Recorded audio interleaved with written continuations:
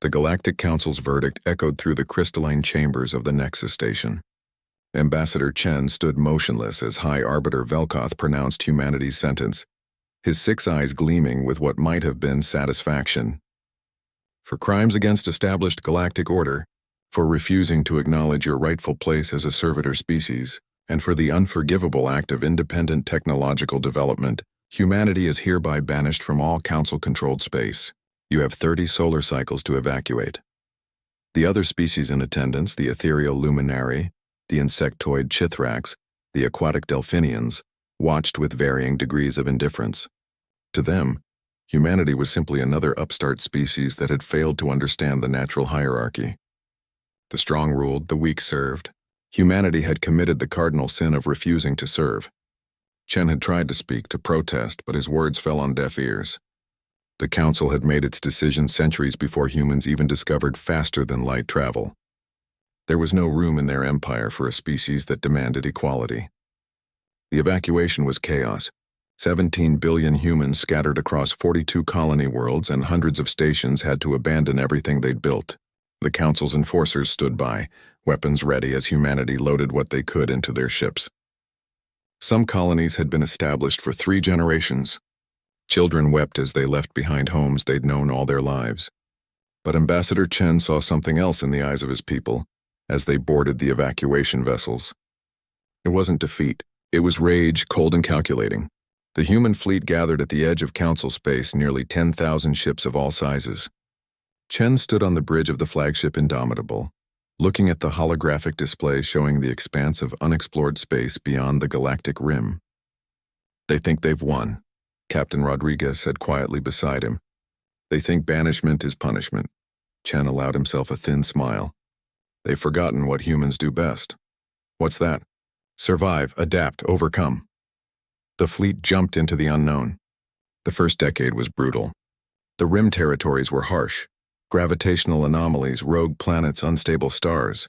Humanity lost ships, lost colonies, lost people, but with each loss came a lesson learned, an adaptation made. Human engineers, freed from Council restrictions and patents, began to innovate.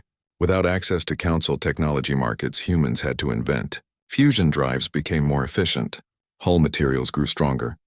Agricultural systems adapted to harsher environments. The necessity of survival stripped away complacency and ignited something primal in the human spirit. Dr. Sarah Okonkwo made the breakthrough in year 15. By studying the quantum fluctuations in the rim's unstable space, she developed a new form of FTL that didn't rely on the Council's standardized jump gates. Human ships could now go anywhere, anytime. The galaxy had just become infinitely larger. 50 years after the banishment, the first human deep space reconnaissance teams began mapping systems beyond the rim. What they found changed everything. The galaxy was larger than the Council knew. Far larger. The Council controlled perhaps 30% of the actual galactic space, huddled in their comfortable, resource-rich core systems.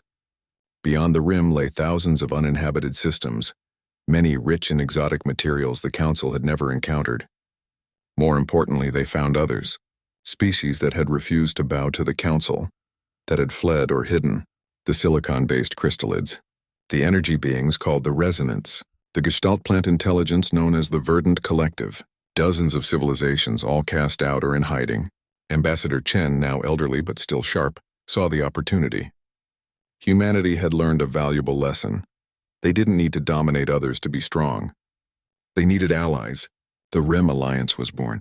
A century after banishment, the human-led Rim Alliance controlled more territory than the Galactic Council.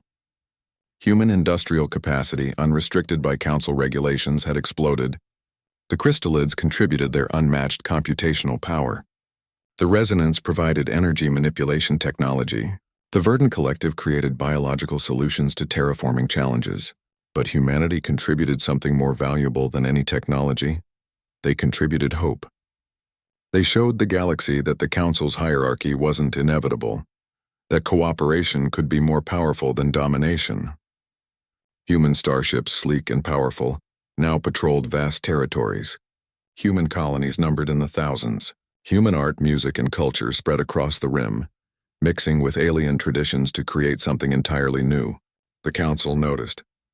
High Arbiter Velkoth's successor, a young and ambitious luminary named Ishtar, stood before the council with disturbing news. The human territories now exceed our own. Their technology matches or surpasses ours in most fields.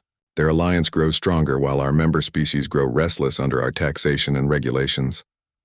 Impossible, an elderly Chithrax delegate clicked. We banished them to die in the wastes. We banished them to evolve, Ishtar corrected coldly. And now they're coming back. The human fleet appeared at the edge of council space exactly 127 years after their banishment. But they didn't come as conquerors. Ambassador Chen's great-granddaughter, Ambassador Maria Chen, transmitted a simple message. The Rim Alliance extends an offer of trade and mutual cooperation to all galactic council species. We harbor no grudge for past actions. We seek only peaceful coexistence and open borders for all species who wish to join us. The council convened an emergency session. They expected demands, threats, revenge. Instead, humanity offered partnership. Some council species rejected the offer out of pride, but others, seeing the opportunity, broke away to join the alliance. The Delphinians were first, tired of council exploitation. Others followed. Within a generation, the Galactic Council ceased to exist as a hegemonic power. In its place grew a new galactic civilization, founded not on hierarchy but on cooperation. And at its heart were humans, not as rulers but as the species that had shown the galaxy a different path. When asked how humanity had turned banishment into triumph, the elder Ambassador Chen, now nearly 150 years old and living comfortably on New Earth, gave a simple answer. They thought sending us away would destroy us. They didn't understand that humans have always done our best work when someone tells us we can't. They didn't banish us from the galaxy. They freed us to remake it. The stars once denied to humanity now belong to everyone, and that had been the human dream all along.